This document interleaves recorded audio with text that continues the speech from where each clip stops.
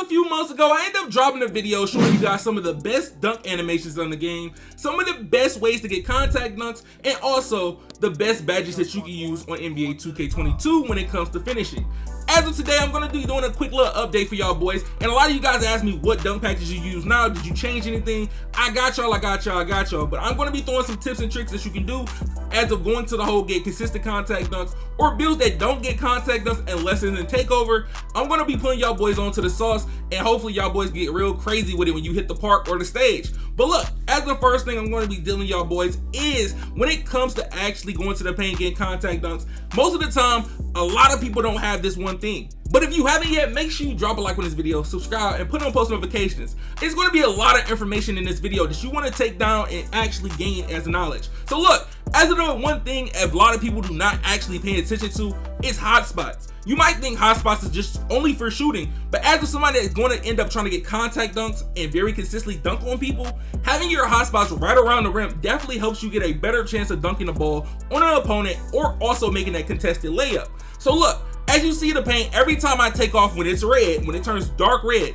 that's the actual sweet spot where you want your hotspots. So every time you end up taking off right there, that's where you're going to end up getting your hotspots. Around those 3 dots around the paint, that's the actual part that you want hotspots in. So look, if you're someone that's going to end up trying to get contact dunks, you got a cold spot in the paint, it will be still possible for you to end up getting that contact dunk even with a cold spot, but it's going to be a lower percent chance as imagine having it on neutral or having Hall of Fame. But if you're someone that has a cold spot and you're trying to just trying to get the hot spot in general, the best thing I can tell you to do is do floaters right around this area, right around the arc of the actual restriction area to end up getting your hot spots. All you need is around like maybe 55% to get it around neutral and about 65% to get it to hot. So it shouldn't take you that long. Put the game on pro, hit in my career, make sure you play a team that doesn't really have good defense. Just run past the defender, do a floater every time. But as of another build that can dunk, I'm on my catfish slasher build. As you see, the paint is literally lit up. That's the main point that you want to end up having lit if you're someone that's going to end up going in for contact dunks or going into the paint very often. As that being one tip, these 3 spots around the paint, that's what you want to get in red, even the one in the middle. But as of dunk packages, a lot of you guys ask me, what packages do you use on your Ja Morant build? What packages do you use on most builds that you have contact dunks on, small contacts, or even elite contact dunks on? I usually keep it very simple. The most simple dunks end up getting the best animations on the game. Once you add like a Zion Williamson, a Zach LaVine, most of those animations end up triggering and end up getting pushed out of animation, or you don't get a contact, or it's going to be very easy to block. As of most of the time, I started switching up some animations right back to what it was just because I was getting a bad animation when I went up to the hole. As of actually going to the hole and dunking the ball consistently, as a guard getting contacts on the regular, when I tell you, literally every time I usually go to the hole, it's at least an 80% chance I'm going to get a contact dunk based on if I'm on my Ja build, my catfish slasher. Most of the time I'm going in with builds like that have small contacts, pro contacts. You're going to end up getting those dunks very frequently if you have some setup like this. You got the straight arm tomahawks, you got the athletic off ones, you have the quick drop off ones, and then you got a lot of few dunks like Klay Thompson or Luka Doncic. As of me using that with builds that get contact dunks, if you're someone that has like around a 70 driving dunk to a 75 driving dunk, these dunk packages I'm about to show you now are going to be the dunk packages that's going to really help you dunk the ball very frequently, even if you have your limitless takeoff on silver. As of using other dunks, most of the time I use my limitless takeoff on Hall of Fame or gold. But if you're a build that has less the finishing badges, I do prefer you to try gold at least. But if you can't get gold, put it on silver, it will still work the same way. But one thing that will help you get better actual animations and not get you layup animations consistently is your layup animation. As most time people use long athlete. Long athlete will cause you to end up doing more layups than you get dunks. It don't matter what your tendencies are, you will still get more layup animations than dunks. But that's why I usually use Circus Layup or James Harden. Those are 2 of the best ones to use on the game. But as of somebody has a 70 driving dunk to 75 or anything under an 80, so from that 70 to that 80 mark, you're going to end up using something like this: athletic finisher, quick drops, baseline reverse, Luka and Klay Thompson.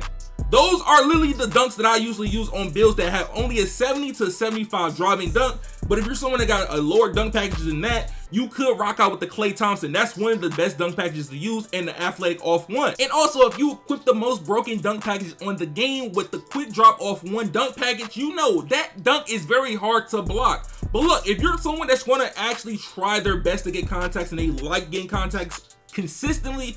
Most of the time when I go for contacts, I'm mostly running at an angle. Most of the time if somebody's above the actual restricted area, I'm running at an angle at them, or if they're on the hip of me, I'm going to end up going for the dunk animation.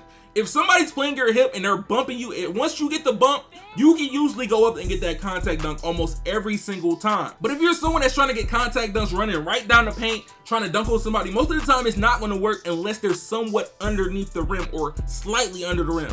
But if there's somebody in front of the rim and they're right above the restricted area, you're not going to usually get it off. But as of my finishing badges that I usually use when I'm playing with my Slash and Playmaker builds, I end up using Hall of Fame Limitless Takeoff, Posterizer, Slithery, and then Gold Fearless Finisher. But if I'm not using Limitless Takeoff on Hall of Fame, I will throw it on Gold because I really notice I'm not really getting nothing really crazy when I drop it to Gold. As of having a Hall of Fame, it's literally the same to me. Unless you're someone that's going to be using a Michael Jordan dunk package, then I would say you can throw it on Hall of Fame, but you will still get the same amount of dunks from using Gold Limitless Takeoff. But hey, if you're someone that ends up having less badges than 15, I do have a badge setup for you, even if it's on Gold, even if it's on Hall of Fame. As this being my Catfish 3-point Playmaker build that has literally a 77 to drive and dunk, I got Limitless Takeoff on Gold. I don't really need it on Gold. I could put it on Silver, to be honest. But as me having it on Gold, Posterizer on Silver, Slithery on Gold, and then I have Acrobat on Silver and Fearless Finisher on Silver, it's a good little setup. Even though my 3-point Playmaker can't get contact dunks, they have a 77 drop and dunk. If I would have put Slash and Take on that build, then I would be able to get contact dunks and takeover. But as of it not having it, I put my Posterizer on Silver to save badge points so I can end up putting in a whole different badge. So say if you're someone that's got 3 to maybe 5 to 6 actual finishing badges on your build.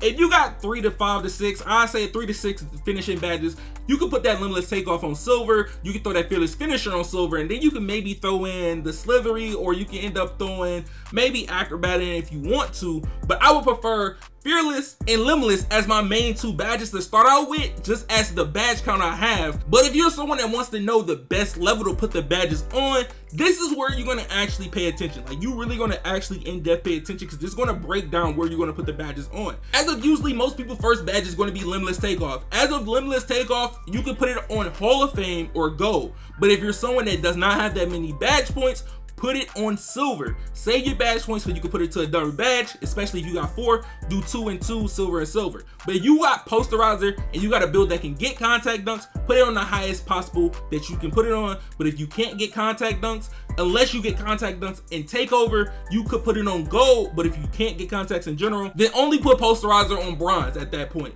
But when it comes to Acrobat, you can put Acrobat at Gold at the most. But as of most of the time, I don't really use my Acrobat badge. I usually use Fearless Finisher more than Acrobat, just because you get a way bigger boost from Fearless Finisher than Acrobat when it ends up coming to getting a difficult shot animation. But as of Live City Finisher, you put that on Silver, and then with Putback Ball, Silver works the best. Slithery Finisher, when it comes to Slithery Finisher, I do prefer Gold, but if you can get Hall of Fame, put Hall of Fame. But that badge is really like a safety net, just in case you end up getting put in a contact dunk animation and it slips you right off the defender, just so you can end up making the actual shot. So as I gave you guys all this information, all the things I use to end up getting contact dunks, dunking the ball very consistently, or even scoring in the paint with the best badges, if it's going to help you in the near future, make sure you drop a like on this video, subscribe, put on those notifications if you haven't yet. Hey man, it been your man ChaMoma. I'm gonna see y'all boys in the next one, and I'm out.